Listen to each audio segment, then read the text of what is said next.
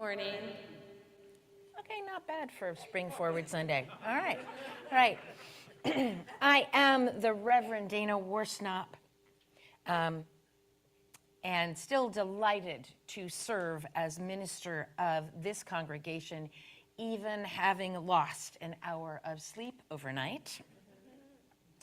And I just want to take a look at all of you good people who sprang forward and got yourselves to church on Sunday, the first day of daylight saving time. Yes, thank you. And if you are among the folks who decided today was the perfect time to curl yourself around a warm cup of something and Zoom or stream to church from the comfort of your homes this morning, who can blame you? It is simply wonderful to be together as we are. I do have just a couple of announcements this morning. First, we are now, we are a mask optional congregation all the way through the building. And what we are doing is leaving this section over here open for just asking people who are masked, you can sit anywhere you want. And if you're more comfortable being around others who are masked, this section is reserved for the masked among us. Also wanted to just remind you all that our pledge season is beginning. It's our stewardship season. All members and friends of the congregation have gotten, you should have gotten this last week with a pledge card. We have another, it's second year of a matching pledging situation so that we can stretch and grow and into the fullness of the congregation, including a full-time religious educator among us. Yay. Yes. And so please do return your pledge card as soon as you can. This is an important inflection point in the life of the church. Also want to let you know that check out the bench that has been installed out front by Los Simpaticos, one of our men's groups. I also want to let you know that this coming Saturday, we are co-sponsoring an anti-racism workshop with the Unitarian Society of Santa Barbara with Julica Herman de la Fuente, who is one of the most powerful voices for equity in Unitarian Universalism, and she's coming to us. It'll be a workshop 10 to 2 or 3 in Santa Barbara next Saturday. And just letting you know that this is my penultimate service. That's one of my favorite words. Before I go on sabbatical. So I'm happy to see you all here, and come on back next week because we'll be sending me off and also saying goodbye to our membership coordinator, Jimmy Vasquez. It will be his last Sunday with us too. And so I invite you all to arrive fully, wherever you are, in all the ways that you are, sitting, standing, laughing, sharing, as we enter sacred space.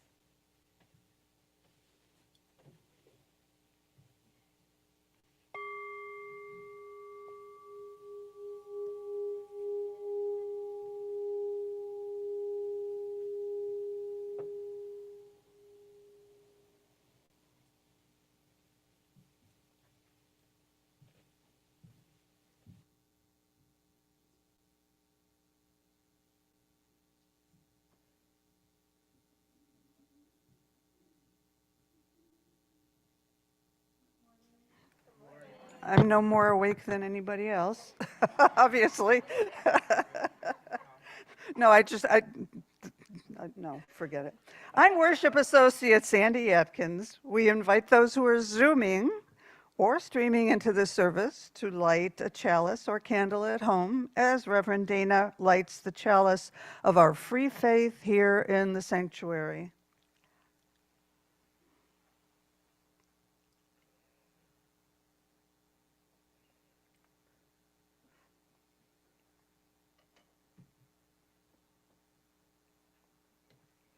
We begin our service this morning with words adapted from UU minister and author Robert Fulghum. We come to this place because we need each other. We need to see each other. We need to hold each other. We need to feel each other's presence. We need each other. So we come to this place. We come to walk, to work, to talk, to sing, to laugh, to dance. We call this a religious community, not because this is holy ground, but because what we do here, what we say here together, and what we are here makes it a sacred gathering. Come, let us worship together. Good morning and welcome, everyone. I'm Carolyn Bierke, the music director, and I want to welcome you here in the sanctuary and online. I invite you to join with me in singing our opening hymn, Enter, Rejoice, and Come In. Please rise in body or spirit.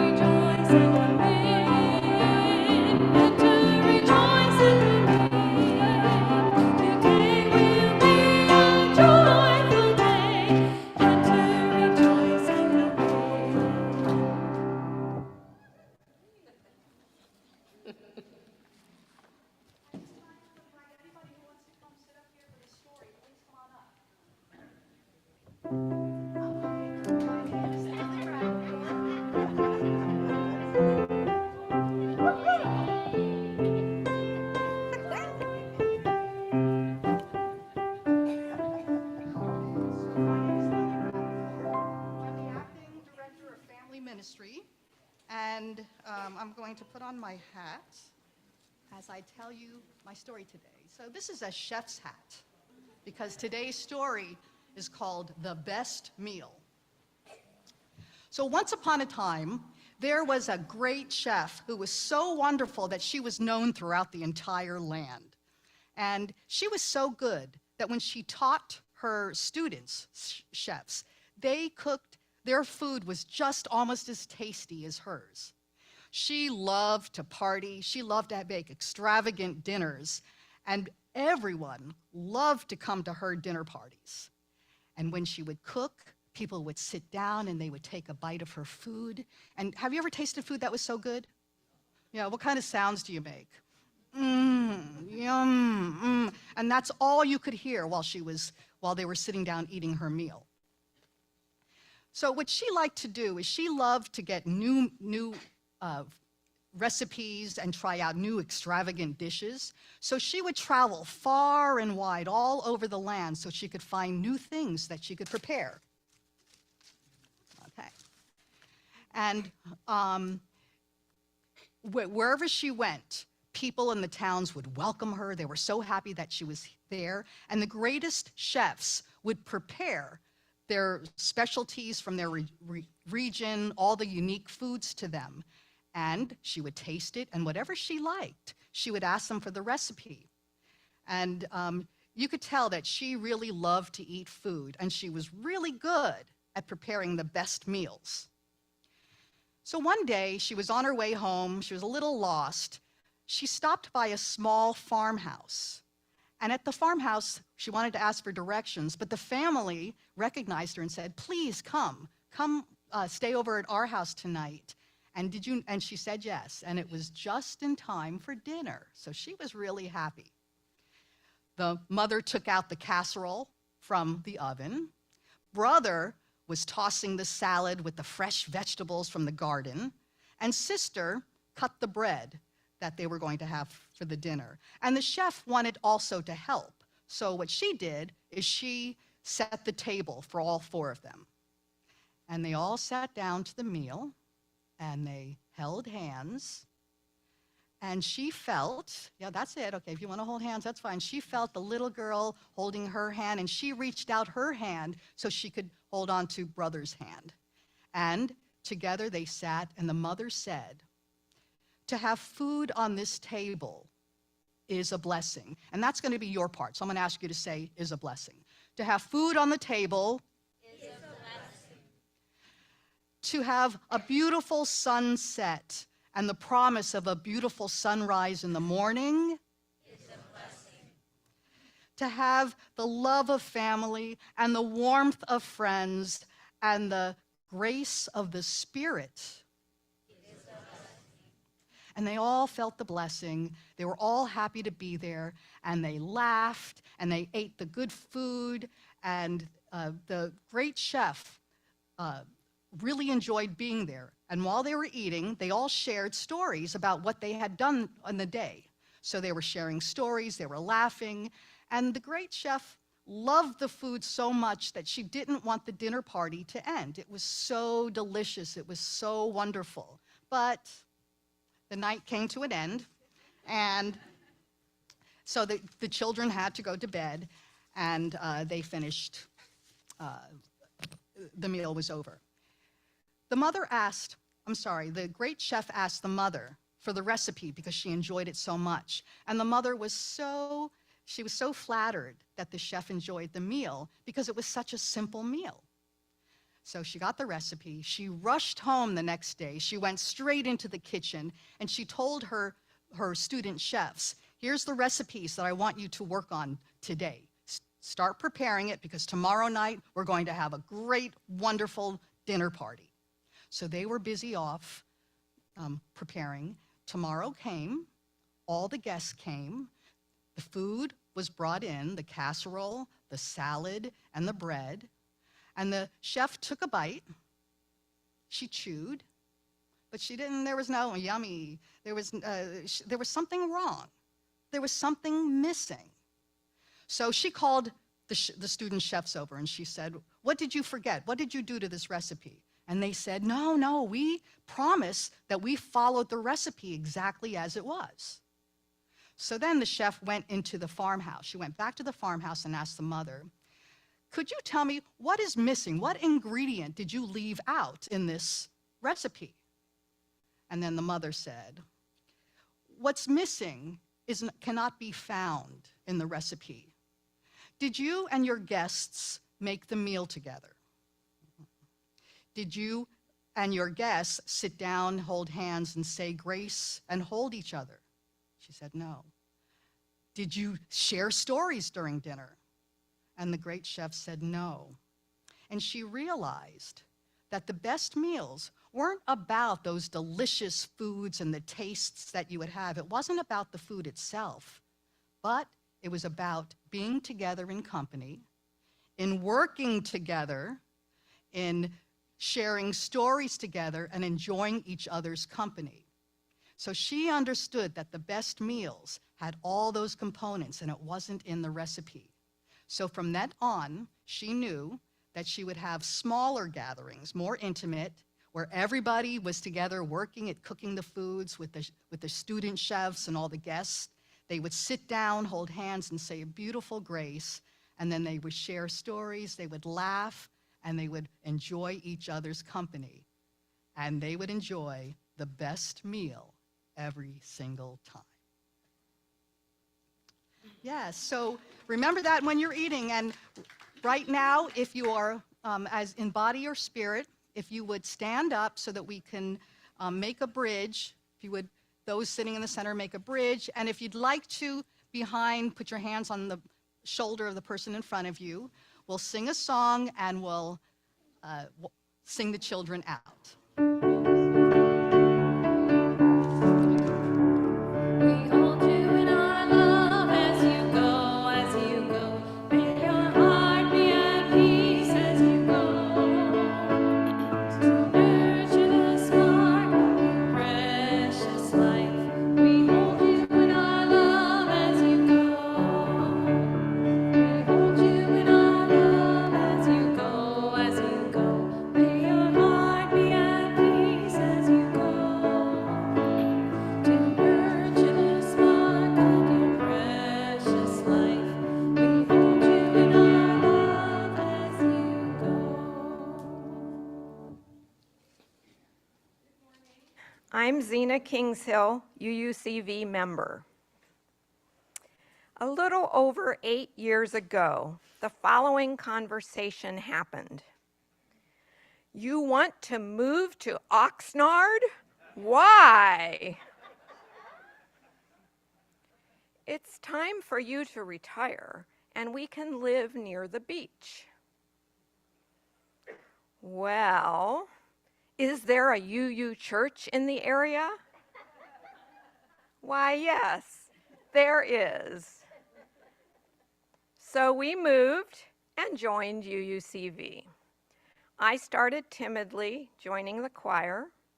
My husband, Gary Noreen, became quickly involved in 3 different discussion groups. Then I joined the welcome team, and then the pandemic arrived.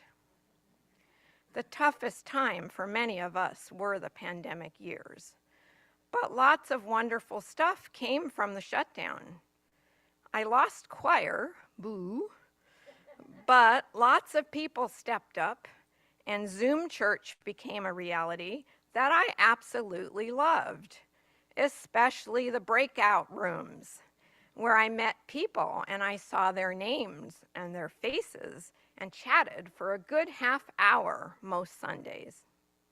I really, really liked the breakout rooms. It was so much easier talking to people by random assignment than navigating Berg Hall after a service. Well, then, when we were shifting back to in-person services, Jim asked me to join the Worship Associates ministry, and I said yes.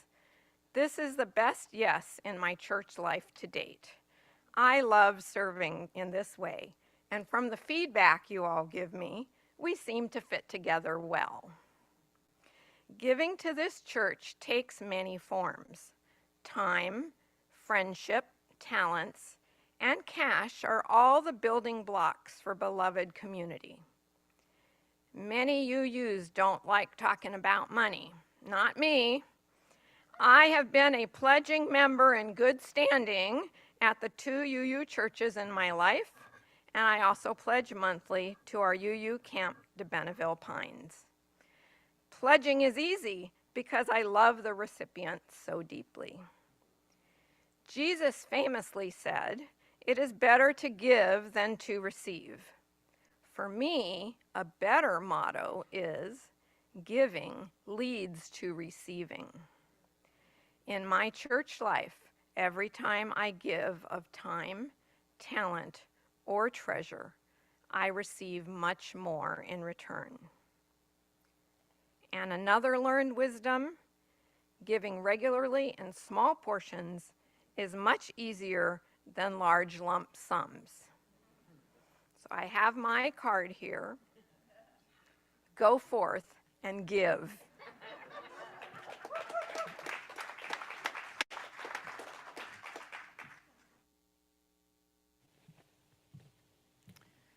Why, thank you.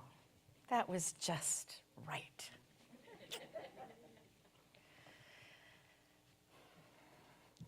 So, one of the ways this congregation is generous is giving away the collection every single Sunday to an organization in the larger community or to funds that help people in our own church. Those of you who are at home on Zoom have two ways to give. There will be a link posted in the Zoom chat that you can click on, or you can text from your phone to the number that will be on the next screen. Those of you present can text to give also, or you can still write a check or give cash and drop it in the basket, which is in the back of the sanctuary right there after the service. Our offering today goes to Doctors Without Borders, which is providing medical and humanitarian assistance to the people around the world who need it most. And on this day, Doctors Without Borders is treating patients who were gravely injured in Turkey and Syria by the 7.8 magnitude earthquake last month and its many aftershocks. Teams of healthcare professionals are responding to support hospitals and health facilities with personal training and supplies. They are also running mobile clinics for people displaced by the quakes while working with local partners to distribute tents, blankets, and hygiene kits and other essentials. And they also continue to care for war-wounded patients in the Ukraine as the conflict there enters its second year. Michael Axe7 recommended this organization as the one for which we should take up an offering to help those in his home country of Turkey and in Syria, and the congregation voted strongly this past week to support this cause. And so I invite you to give generously to Doctors Without Syria, Turkey, Ukraine.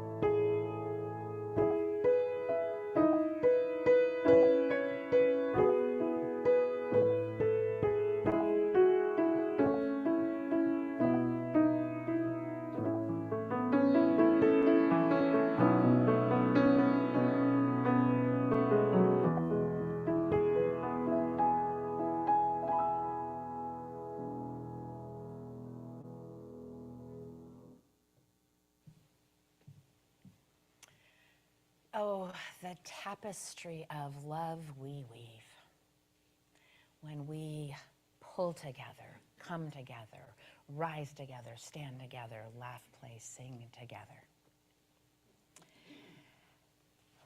And and give generously together.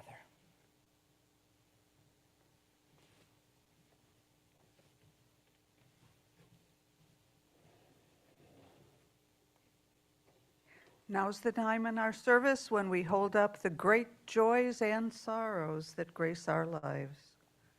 We place stones in water for both the celebrations and sorrows in our hearts, making ripples that can be seen and are felt throughout our community. You can submit a joy or sorrow for sharing via a link in the website uuventura.org or a link in our Thursday email bulletin, UUCV this week.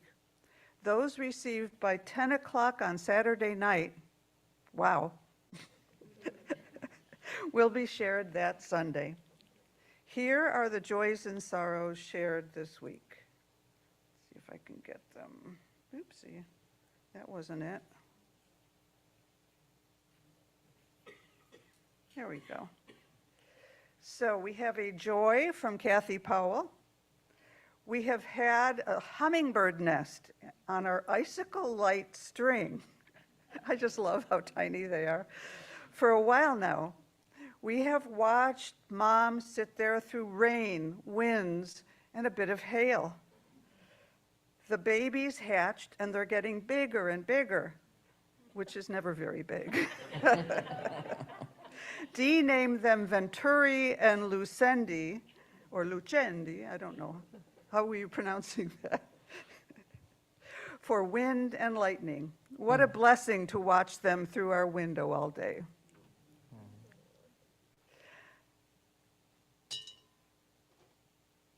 Krista Mendelson shares a joy and a sorrow.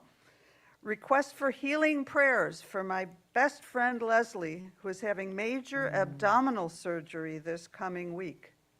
I pray for a smooth surgery with minimal discomfort during recovery, and that she experiences a successful outcome.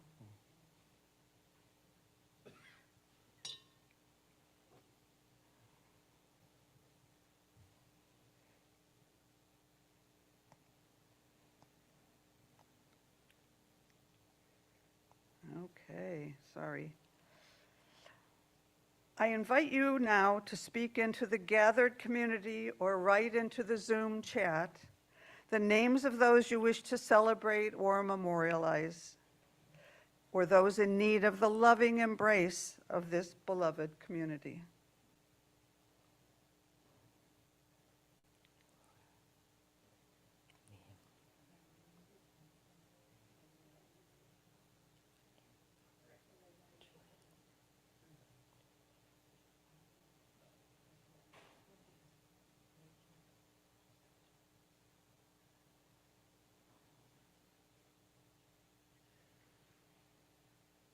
Reverend Dana will now place one final stone into the water for all the joys and sorrows just shared and those yet unspoken in the silent sanctuary of our hearts.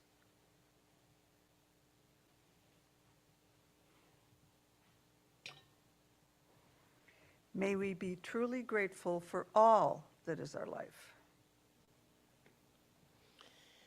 Please remain seated as we sing Circle Round for Freedom. We will sing it 2 times through.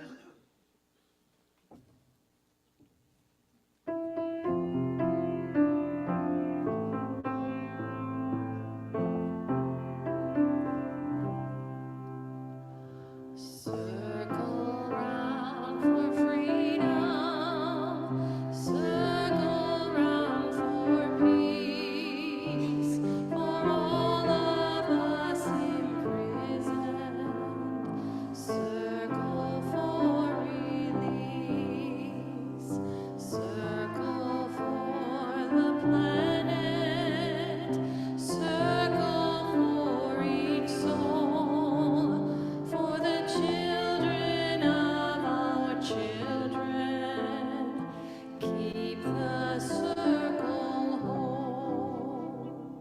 Circle round for freedom, circle round for peace, for all of us imprisoned,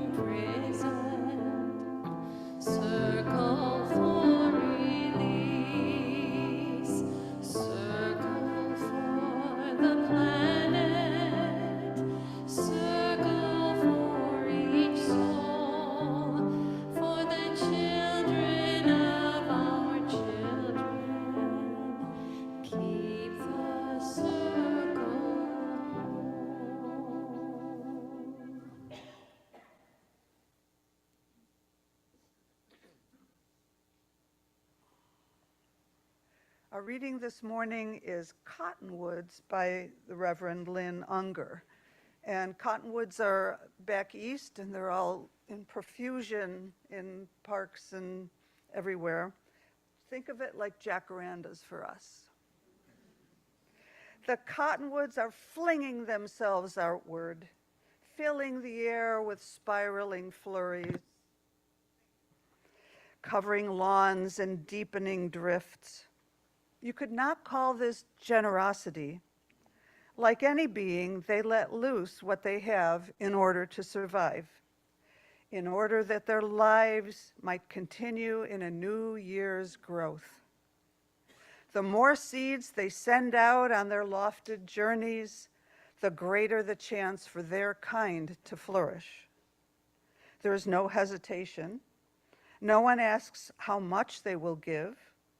Without words, they know so clearly that everything depends on what we call giving, that which the world knows only as creation.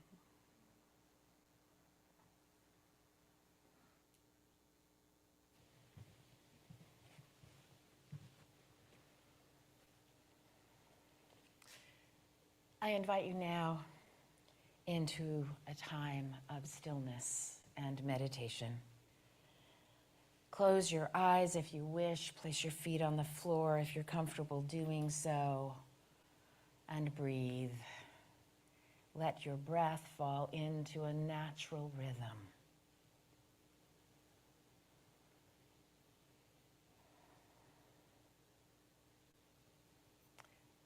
What are the gifts that you fling forth into the world? What do you receive with such giving? A silent meditation.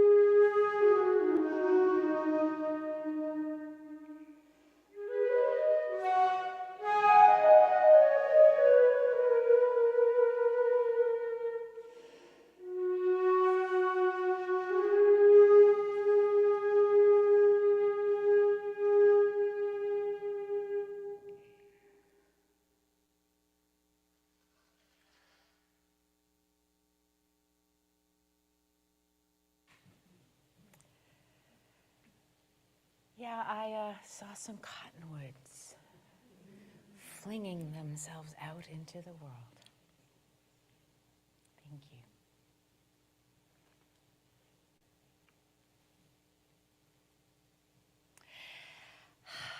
So one of those phrases that kind of gets under my skin, I share some of my pet peeves with you in these homilies, I realize. But one of the things that gets under my skin a little bit is when people say, I'm spiritual, not religious. Meaning they feel a spiritual connection that touches a sense of reverence and awe. They just don't much cotton to organized religions, which have been known to make a full mess of things. I understand this and mostly sympathize. And I suspect there are a number of you here who say something just like that. Yet, I think that that phrase is missing something vital. For having one without the other is not complete. And they aren't really two separate things. Any deep sense of the Spirit will lead someone to reach out and connect with others. And any religion worth its salt will call people into a deeper sense of the movement of the Spirit. Spirituality and religion are two sides of a coin, or two faces of our faithful dodecahedron. They dance in a paradox, the inherent value of the individual and the interdependent web of all existence. We are individuals joining in community. In my experience, spirituality without community can descend into self-referential individuality. And religion must be infused with the Spirit, or it is dead, and at worst capable of all the hateful things that have been done in the name of religion. Being just spiritual or just religious is not fully whole. One without the other is like the meal that has all the ingredients in the right measure, but doesn't taste as good without the companionship, the shared preparation, the stories, and the laughter. I used to think that the wild and experimental 60s and 70s gave us the spiritual, not religious equation. Yet according to Lee Eric Schmidt, who wrote Restless Souls, The Making of American Spirituality from Emerson to Oprah, this is a thread that has been woven throughout American history. The 60s and 70s were just one of the many eras of religious exploration.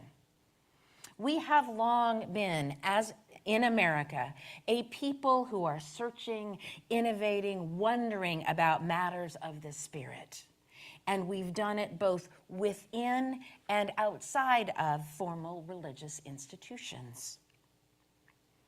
By Schmidt's account, it was our very own religious forebears, early Unitarians and Transcendentalists, Emerson, Thoreau, Whitman, and Fuller, who told us to look to our own direct experience for truth. They told us to be nonconformists, exhorting us to live deliberately along the open road, never to see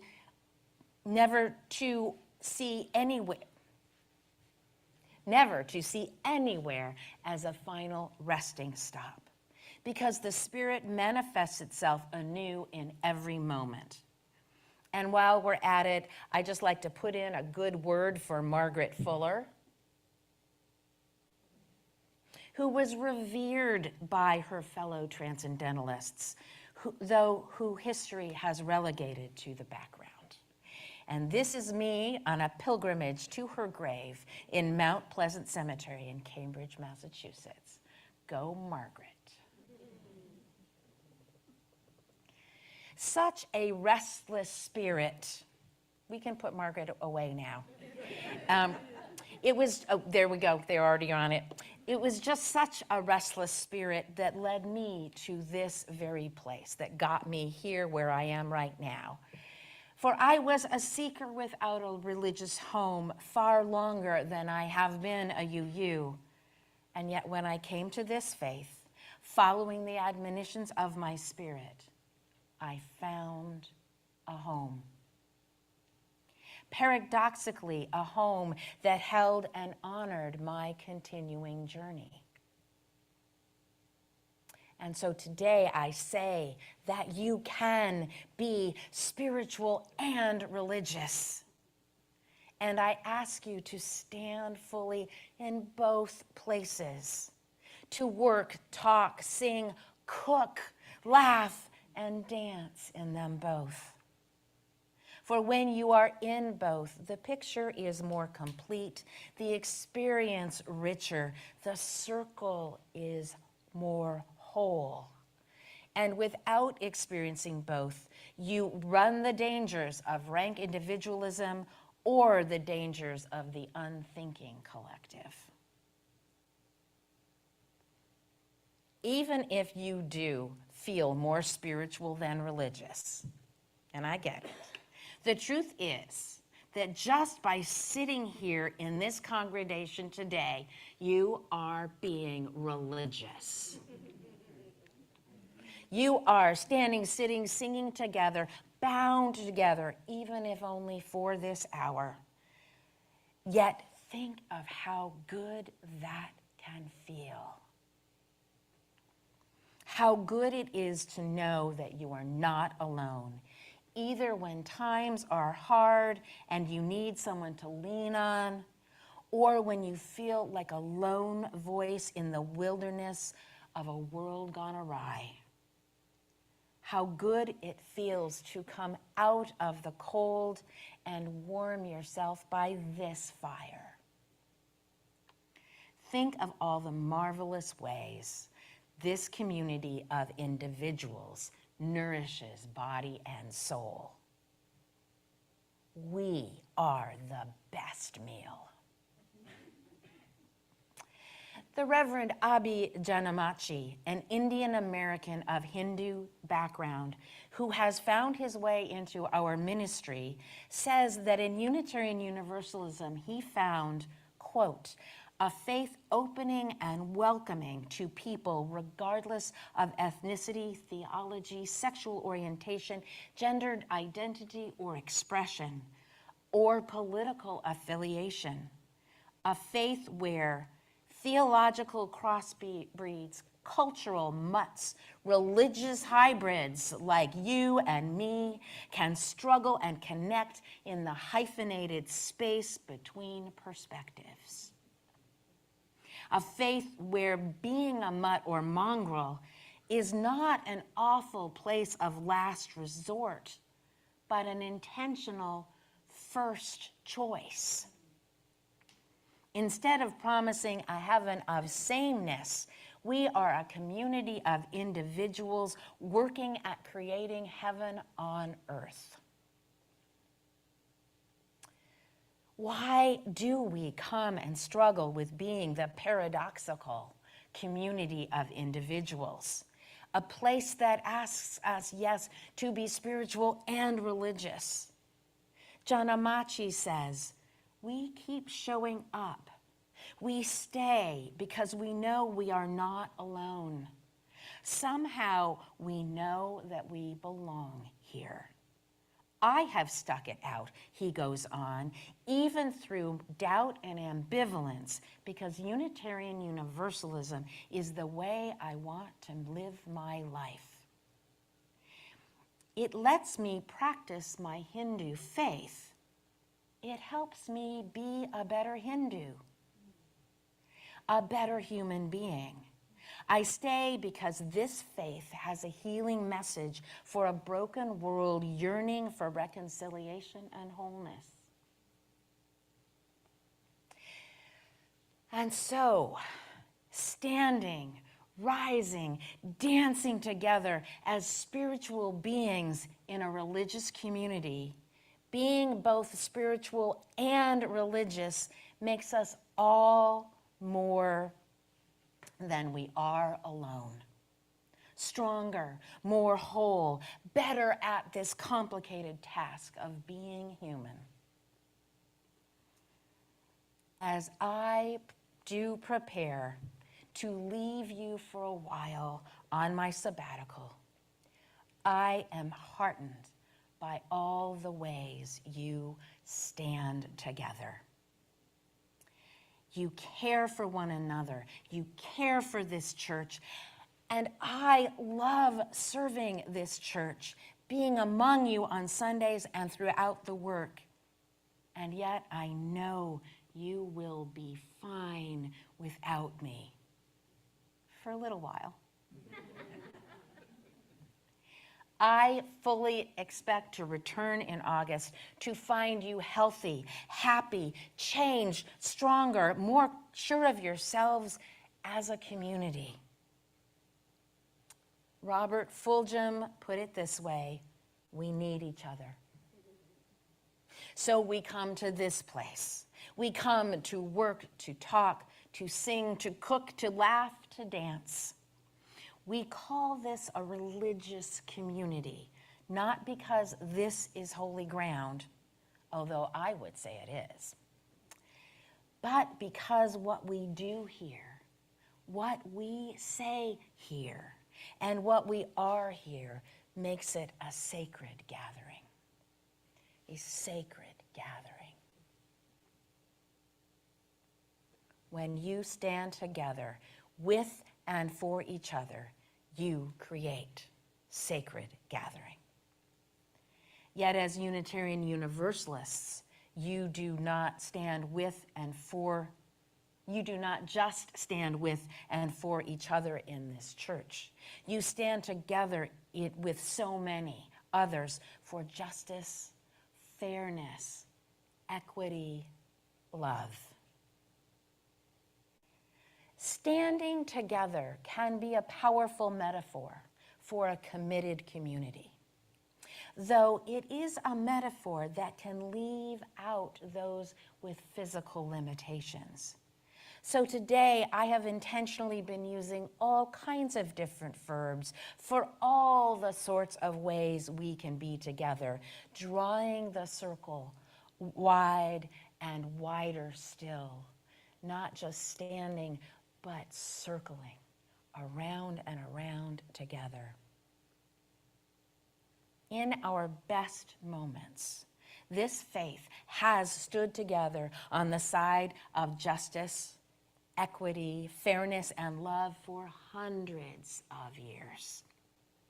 Whether it be for abolition, women's suffrage, the civil rights movement, gay rights, or for fair immigration policies. When we come together, we stand with others before us who knew the power of love to redeem and heal a broken world yearning for reconciliation and wholeness. And in our less than stellar moments, and there have been any number of them, in our less than stellar moments, when we have fallen short, we have sought still to become more whole. And at the self-same time, we are standing together for the future, for our children and youth. This faith gives our kids something to stand for as well, at a time in their lives when it is easy, too easy, to stand for nothing or to stand for some variety of intolerance. We offer a positive message of fairness, equity, love, justice. Our times are challenging, and now is a time to stand, yes, to laugh and dance and sing and even cook together, but not in fear, but in hope and love. We must stand together, and yet not just for each other. Now is a time in so many ways. Now is a time that we must live faithfully, live our values in the world, be a community of individuals working at creating heaven on earth. And yes, this is pledging season in our church calendar. We are still in this church in a rebuilding time, still using generous gifts from the past to help us expand and grow into our future, into this new world we are now confronted with, living into.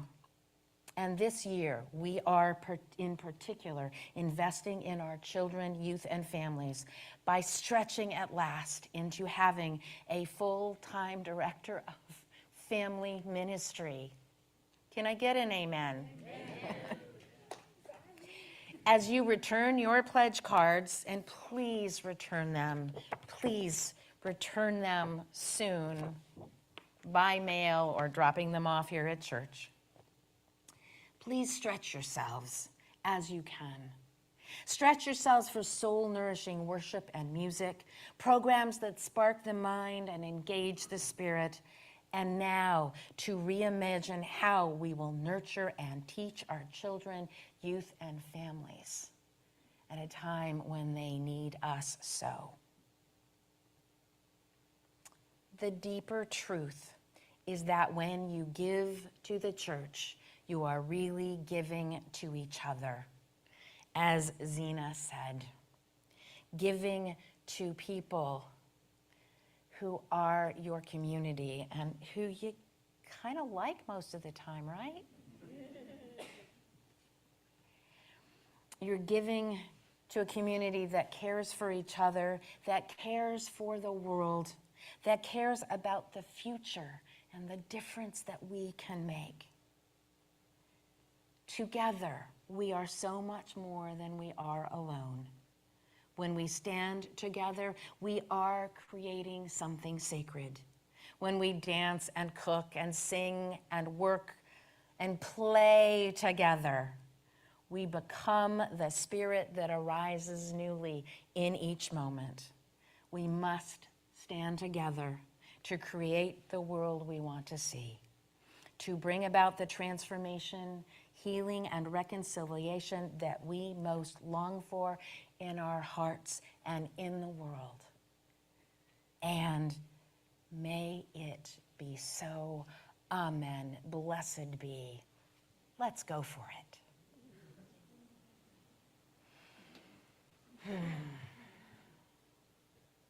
I invite you now into some moments of prayer.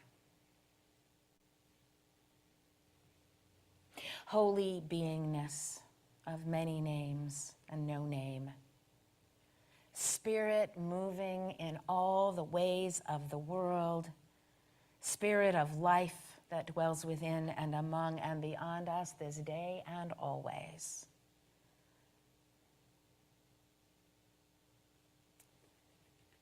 We are a people who often feel broken and always seek wholeness.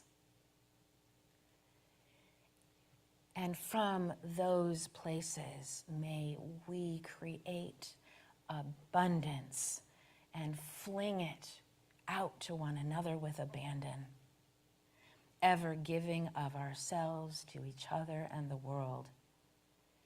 May we find ever more loving ways to move through the world. Being in touch with a sacred center that embraces all that is and reaches out beyond and creates a community, a beloved community of love, fairness, justice, equity, and love again. And may all those who are ill find healing. May those who are in despair find hope. May all those who are without shelter find home. And may those suffering in war and conflict throughout the world, may we know peace. Amen. Blessed be. Our closing hymn today is entitled Stand. It is the metaphorical stand. Be next to your partner, be next to the person next to you, standing or sitting or holding their hands. As members of the choir come up to help lead this song that we haven't done before, but was sung at GA many years ago. You might have been there in 2009. We're going to sing it, and you'll get the chorus for sure pretty quickly. We do it 4 times. So we're getting our guitars and ukuleles up here, and please join us as we sing Stand. 1, 2, 3. I will stand with you. Will you stand with me? We will be the change that we hope to see. In the name of love, in the name of peace, will you stand with me? When injustice raises up its fist and fights to stop us in our tracks, we will rise, and as one resist, no fear or sorrow can turn us back. I will stand with you. Will you stand with me? We will be the change that we hope to see.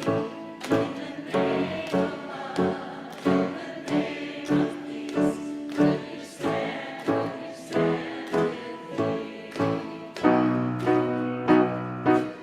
When broken hearts come knocking on our door, lost and hungry and so alone, we will reach as we have reached before, for there's no stranger in this our home. I will stand with you. Will you stand with me? We will be the change that we hope to see. In the name of love, in the name of peace, will you stand with me? I will stand with you. Will you stand with me? We will be the change that we hope to see. In the name of love, in the name of peace, will you stand with me? In the name of love, in the name of peace, will you stand with me?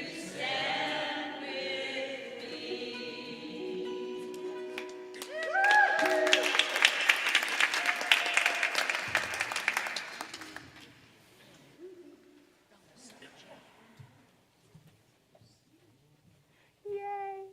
Thank you.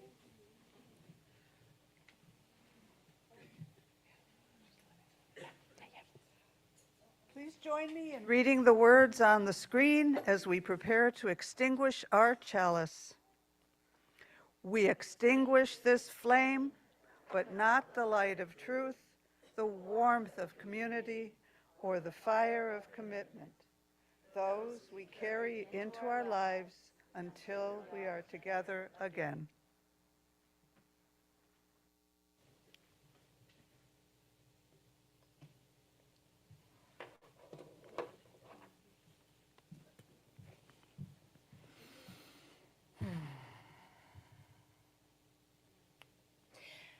If you have cash or checks, please put it in the basket at the back of the sanctuary. Head on out for bagels and coffee if you want in Berg Hall.